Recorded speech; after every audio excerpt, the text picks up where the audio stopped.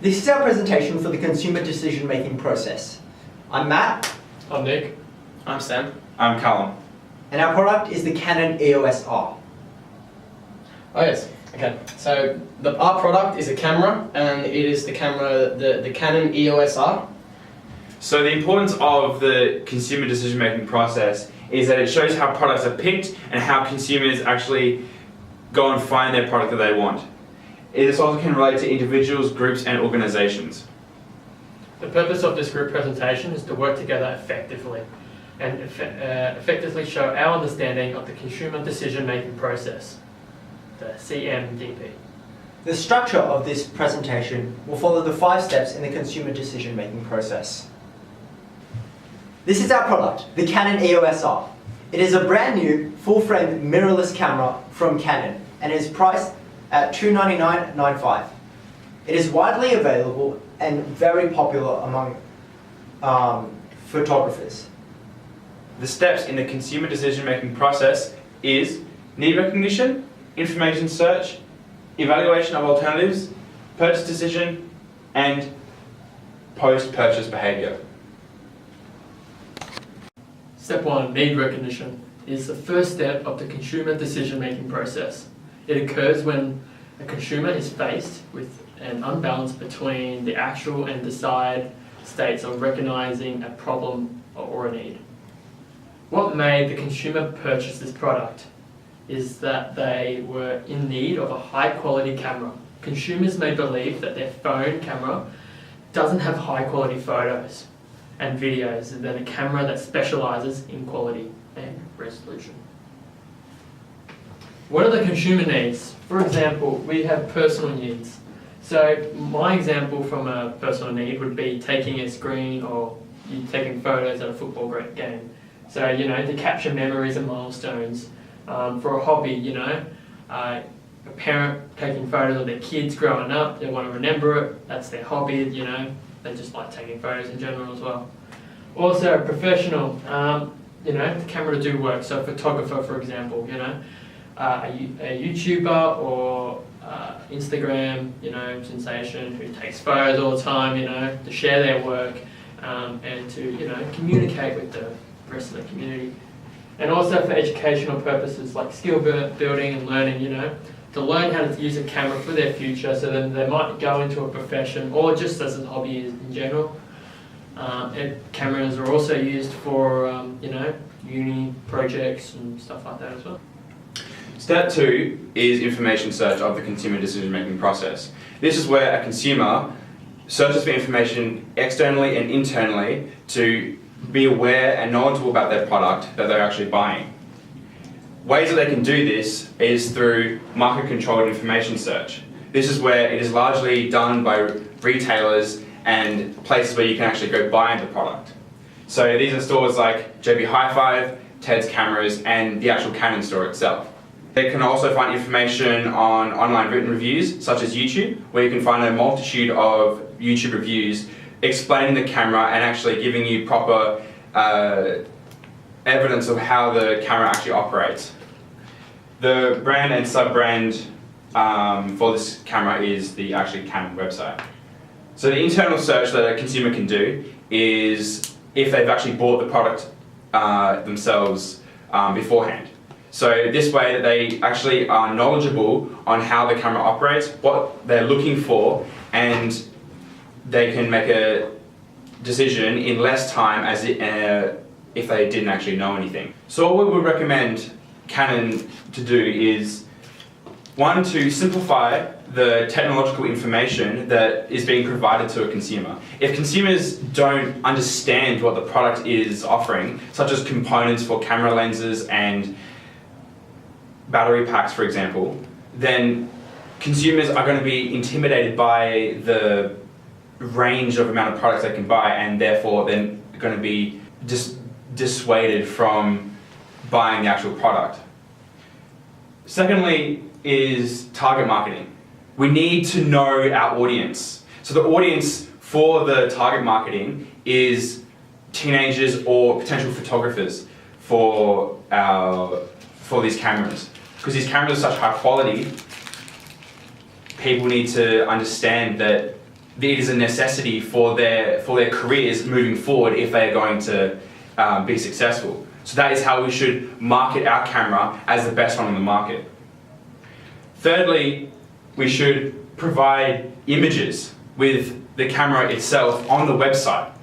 This will allow customers to check the quality of the camera with the specs that it has. This way they can effectively compare the difference between different cameras, and then it will make the purchasing decision a lot easier and a lot more quicker for consumers.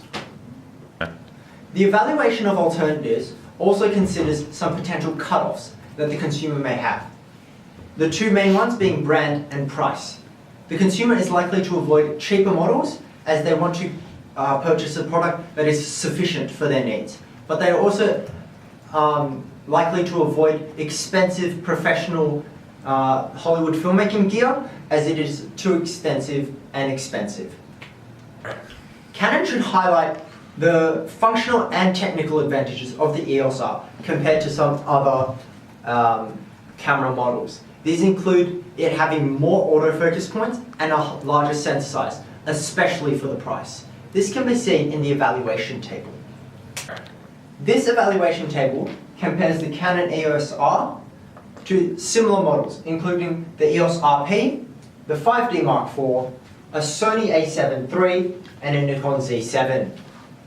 As you can see here, in relation to the recommendation just made, the EOS R has a very high number of autofocus points for the price, compared to the Nikon Z7, which has less than 10% of the autofocus points for a much higher price. So, step 4 of the consumer decision-making process is purchase decisions. The definition for purchase decisions is the thought process that consumers make when choosing a specific product and brand. The first step is, or the first part of step 4 is attitudes intervening with purchase decision. So, one of our first points was consumers swayed by whether the brand is trendy or seen as trendy by society. So customers may be swayed by society of what is seen as a trend or is considered within cool. Additionally, if the customer is not sold on whether they want the product or not, they might be swayed by other products if they walk into a physical store to buy it. Situational factors. So stores not having the product in stock. So this might be a problem because physical stores obviously not having the product in stock would be not good for consumers because they might change their mind and force the consumer to move to an alternative product. Recommendations is the next part. So I recommend that Canon should create like an advertisement for showing photography in a new light. This can be done by Canon creating a story behind the product by having some person of importance to advertise Canon in a way that influences consumers to get behind the product and feel like they're a part of the brand. Step 5 of the consumer decision-making process is post-purchase behavior. The definition for post-purchase behavior is the final stage in which decision process is the final stage in the decision process that the consumer is assessing whether they are satisfied or dissatisfied with the product. So consumer satisfaction is the quality of the camera will draw customers in. So whether it will be good enough for YouTube or vlogging or even just for photographers' needs. This will rely on the camera being high quality, which Canon is definitely known for. Giving the consumers confidence in the product will also be another thing that will give the consumers confidence in buying the product. Consumer dissatisfaction. The price of the product will be something that will sway consumers away from the product, as if the price is too high, then it'll be something that the consumer will not willing to pay and might move to an alternative. The need to purchase additional features, so this could be something like camera lenses or tripods or other additional features that the Canon EOS R might require. This could just drive the price up even more, and it's obviously in relation to the previous point. Also, learning curve of the EOS R, as it might be different to previous cameras that consumers might have used, and it might take time to get used to how to use it, and some customers might not like the functionalities of the camera. Recommendations that we do have, so provide support to consumers for getting used to the camera, as some features might be different. So this could be done by online support services or just even in-store help when first buying the camera, just to give them a bit of a rundown and introductory on how the camera works. Also, warranty would be a brilliant thing for consumers when using a camera like this, because it's a high-end purchase. In summation, consumers recognise a need for a camera through rapid technological advances and culture of having the highest quality. Through conducting internal and external search for information, provides customers with sufficient knowledge on how to compare alternatives to the vast number of cameras on offer, finding the best choice for them. The buyers will then abundantly have to be committed to their purchase decision due to its expensive price range. Therefore, the cognitive dissonance will be low because of the high search time consideration of the purchase decision.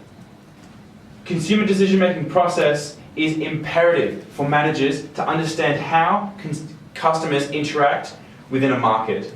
Understanding this means that despite constant change in the consumer tastes and preferences, a business such as Canon can fluidly target their cameras, marketing to the correct audience to maximize their profit.